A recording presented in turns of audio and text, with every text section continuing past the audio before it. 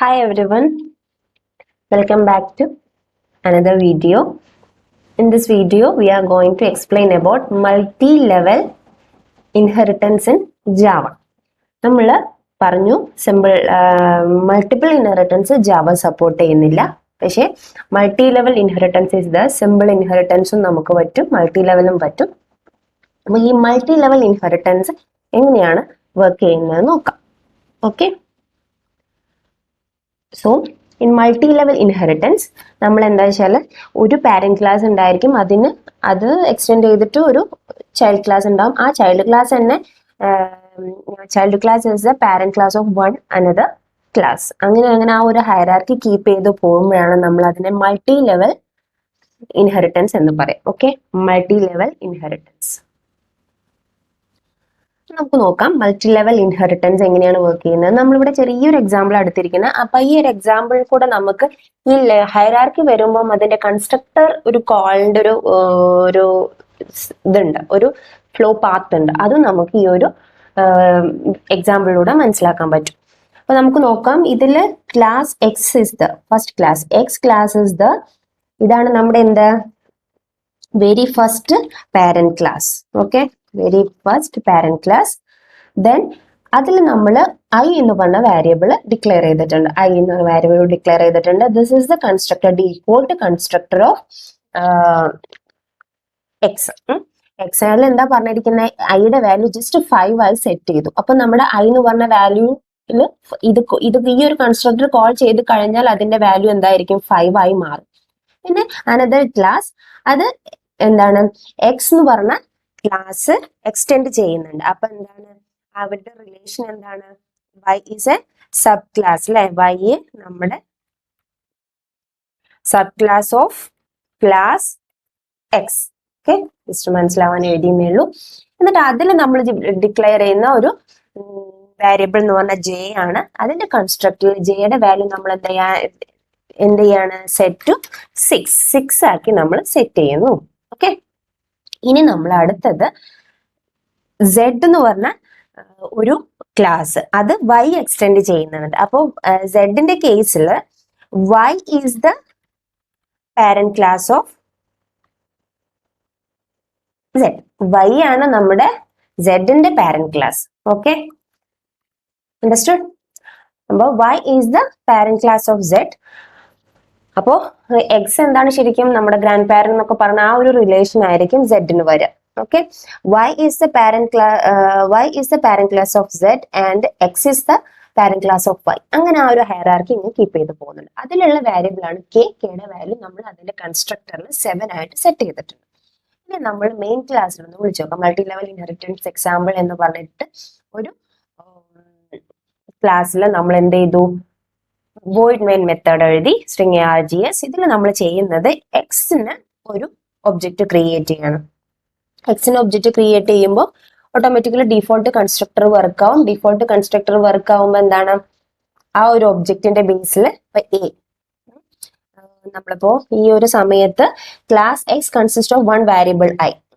അപ്പൊ ഐ എന്തായിട്ട് മാറിയിട്ടുണ്ടാവും, ഐ വിളിക്കുന്ന സമയത്ത് ഈ ഡിഫോൾട്ട് കൺസ്ട്രക്ടർ വർക്ക് ആവും. അപ്പൊ നമ്മുടെ ഐയുടെ വാല്യൂ ഇവിടെ എന്തായി ഉണ്ടാവും, ഐ ഈക്വൽ ടു 5 ആയി സെറ്റ് ആയിട്ടുണ്ടാവും. ഇപ്പൊ ഇവിടെ എക്സിന്റെ ആ ഒരു ഒബ്ജക്റ്റില് ഐയുടെ വാല്യൂ എന്താണ്, ആ എ എന്ന് പറഞ്ഞ ഒബ്ജക്റ്റിൽ ഐയുടെ വാല്യൂ എന്താണ്, 5 ആണ് ഫോർ ഒബ്ജക്റ്റ് എ. ഓക്കെ, ഇനി നമ്മള് ഇവിടെ അടുത്തത് വൈയുടെ ഒബ്ജക്റ്റ് ഉണ്ടാക്കുകയാണ്. ബി എന്ന് പറഞ്ഞ ഒരു ഒബ്ജക്റ്റ് ഉണ്ടാക്കുമ്പോൾ ആക്ച്വലി എങ്ങോട്ടാ നമ്മൾ പോവുക, ബിയുടെ ഡിഫോൾട്ട് കൺസ്ട്രക്ടറിലോട്ട് പോകും. ഡിഫോൾട്ട് കൺസ്ട്രക്ടറിൽ എന്താണ്, ജെയുടെ വാല്യൂ 6 ആക്കി സെറ്റ് ചെയ്യുന്നുണ്ട് for object for object B. ബിക്ക് വേണ്ടിയിട്ട് ജെയുടെ വാല്യൂ എന്താണ് 6. ജെയുടെ വാല്യൂ എന്താക്കിയിട്ട് സെറ്റ് ചെയ്തിട്ടുണ്ട്, 6 ആക്കി സെറ്റ് ചെയ്തിട്ടുണ്ട്. അപ്പോൾ ഇവിടെ ശ്രദ്ധിക്കേണ്ട ഒരു കാര്യം, നമ്മൾ ഇവിടെ y വിളിക്കുമ്പോൾ അപ്പോൾ y വിളിക്കുമ്പോൾ വൈയുടെ ഈ ഒരു കൺസ്ട്രക്ടർ വർക്ക് ചെയ്യും. അപ്പോൾ ഇവര് ചെക്ക് ചെയ്യും, നമ്മുടെ റൺ ടൈം സിസ്റ്റം ചെക്ക് ചെയ്യും y ഏതെങ്കിലും ഒരു സൂപ്പർ ക്ലാസിന്റെ സബ് ക്ലാസ് ആണോ, ആണ് എക്സിന്റെ സബ് ക്ലാസ് ആണ്.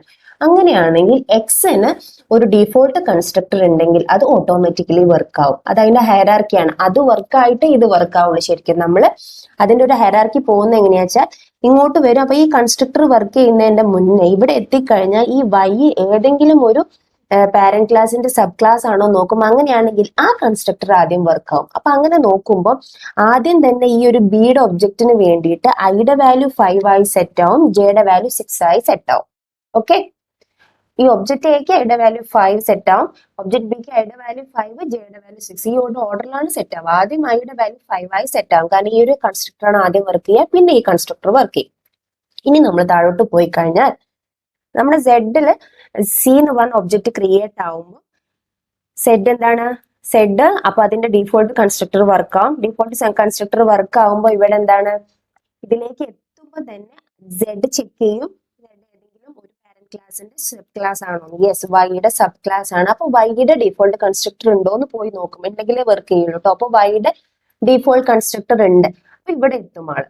ഇപ്പൊ ഇവിടെ എത്തി. ഇവിടെ എത്തിക്കഴിഞ്ഞാൽ ഇവർക്ക് ഈ വൈ എന്ന് പറഞ്ഞ ക്ലാസ് ഏതെങ്കിലും ക്ലാസിന്റെ സബ് ക്ലാസ് ആണോ എന്ന് നോക്കും. യെസ്, എക്സിന്റെ ചൈൽഡ് ക്ലാസ് ആയിട്ടാണ് വൈ ഇവിടെ ഉള്ളത്. അതുകൊണ്ട് എക്സിന്റെ കൺസ്ട്രക്ടർ ആദ്യം വർക്ക് ആവും. അപ്പൊ എക്സിന്റെ ഡിഫോൾട്ട് കൺസ്ട്രക്ടർ ആദ്യം വർക്ക് ആവും, വൈയുടെ വാല്യൂ 5 ആയിട്ട് സെറ്റ് ആവും, ദെൻ വൈയുടെ സെറ്റ് വർക്ക് ആവും, ദെൻ കെയുടെ വർക്ക് ആവും. അപ്പൊ ശരിക്കും ആ ഒരു ഒബ്ജക്ട് ക്രിയേഷന്റെ സമയത്ത് ആദ്യം തന്നെ നടക്കുക ഐ ഈക്വൽ ടു 5 സെറ്റ് ആവും, then J equal to 6 set ആവും, then K equal to 7 set ആവും. ഇത് ഏത് ഒബ്ജക്റ്റിനാണ്? ഫോർ ഒബ്ജക്ട് സി അല്ലേ നമ്മുടെ? യെസ്, സി എന്ന് പറഞ്ഞ ഒബ്ജക്റ്റ്. ഇനി നമ്മൾ ജസ്റ്റ് ഒന്ന് പ്രിന്റ് ചെയ്ത് നോക്കും. System dot out dot print എല്ലാം എന്ന് പറഞ്ഞാൽ എ ഡോട്ട് ആയി പ്രിന്റ് ആവുകയാണെങ്കിൽ നമ്മൾക്ക് അപ്പൊ എന്താണ്? എയുടെ ഐ വാല്യൂ എന്താണ്? 5 ആണ് അല്ലെ? എക്ക് ജെയും ഒന്നുമില്ല, ബിക്ക് ഐയും ജെയും ഉണ്ട്, 5ഉം 6ഉം ആണ്. സിക്ക് ഐയും ജെയും കെയും ഉണ്ട്, 5ഉം 6ഉം 7ഉം. ഓക്കെ, അപ്പൊ അത് നമ്മൾ പ്രിന്റ് ചെയ്ത് കഴിഞ്ഞാൽ നമുക്ക് അത് കിട്ടുമോ നോക്കാം. അത് പ്രിന്റ് ചെയ്താൽ ഈ ഒരു വാല്യൂ കിട്ടും എന്നാണ് പറയുന്നത്. അപ്പൊ നമുക്കൊന്ന് കമാൻഡ് പ്രോംപ്റ്റ് പോയിട്ട് അതൊന്ന് റൺ ചെയ്ത് നോക്കാം. ഓക്കെ, ഓൾറെഡി ഡെസ്ക്ടോപ്പിൽ ജാവയിലാണ് സേവ് ചെയ്തിരിക്കുന്നത്. I think so. നോക്കാം നമുക്ക്. ഡോട്ട് ജാവ, യെസ് കറക്റ്റ് ആണ്. Java multi level inheritance example. Okay, C നമ്മുടെ റിസൾട്ട് നോക്കുകയാണെങ്കിൽ ഐയുടെ വാല്യൂ 5. ഇനി എന്താ നമ്മൾ പ്രിന്റ് ചെയ്തിരിക്കുന്നത്? ഐ പ്ലസ് ഇവിടെ നമ്മൾ ചെയ്തിരിക്കുന്നത് ഐയും ജെയും കൂടെ എന്താണ് ആഡ് ചെയ്യാണ്. അപ്പൊ ഐ 5ഉം 6ഉം ആണ്. 5 + 6 11. ഇവിടെ 5 + 6 + 7 18. ഓക്കെ, അപ്പൊ അങ്ങനെ നമുക്ക് റിസൾട്ട് കിട്ടും. ക്ലിയർ? ഇങ്ങനെയാണ് മൾട്ടി ലെവൽ ഹൈറാർക്കി നമ്മുടെ ജാവയിൽ വർക്ക് ആവുക. മൾട്ടി ലെവൽ ഹൈറാർക്കി എന്ന് പറയുമ്പോൾ നമുക്ക് ഒരു ക്ലാസ്സിന് വേറൊരു ക്ലാസ്സിന് ഇൻഹെറിറ്റ് ചെയ്യാൻ പറ്റും. ആ ക്ലാസ് തന്നെ വേറൊരു ക്ലാസ്സിന്റെ പാരന്റ് ക്ലാസ് ആയിട്ട് വർക്ക് ചെയ്യാൻ പറ്റും. അങ്ങനെ ആ ലെവൽ എത്ര വേണമെങ്കിലും നമുക്ക് പോവാം. അങ്ങനെ പോകുമ്പോൾ ഒരു കൺസ്ട്രക്ടർ കോളിന് വളരെയധികം ഇമ്പോർട്ടന്റ് ഉണ്ട്. നമ്മൾ ഏറ്റവും ബേസിലുള്ള ബേസ് ക്ലാസ്സിനെ വിളിക്കുകയാണെങ്കിൽ അതിന്റെ ഡിഫോൾട്ട് കൺസ്ട്രക്ടർ വർക്ക് ചെയ്യുന്നതിന് മുന്നേ അതിന്റെ പാരന്റിന്റെ ഡിഫോൾട്ട് കൺസ്ട്രക്ടർ ഉണ്ടെങ്കിൽ അത് വർക്ക് ആവും. അപ്പൊ അത് വേറൊരു പാരന്റ് ക്ലാസിന്റെ സബ് ക്ലാസ് ആണെങ്കിൽ അതിന്റെ കൺസ്ട്രക്ടർ വർക്ക് ആവും. അപ്പൊ ആക്ച്വലി സി എന്ന് പറഞ്ഞ ഒബ്ജക്റ്റ് ഉണ്ടാവുമ്പോൾ ആദ്യം വർക്ക് ആവുക x, then y, then z. Okay, അപ്പൊ ആ ഒരു ഹൈറാർക്കി ഓർത്ത് വെക്കണം, വളരെ ഇമ്പോർട്ടന്റ് ആണ്. നമ്മുടെ എല്ലാ ബേസിലും ചോദിക്കാം. തിയറി എക്സാം ആയാലും എക്സാമ്പിൾ വെച്ചിട്ട് എക്സ്പ്ലെയിൻ ചെയ്യാൻ പറയാം. പിന്നെ നമുക്ക് പ്രോഗ്രാം എഴുതുമ്പോഴൊക്കെ ഈ ഒരു സംഭവം വളരെയധികം ഹെൽപ്ഫുൾ ആയിട്ട് ഉണ്ടാവും. ഓക്കെ, അപ്പോൾ മൾട്ടി ലെവൽ ഹൈറാർക്കി മനസ്സിലായെന്ന് വിചാരിക്കുന്നു. Will see next time. Thank U.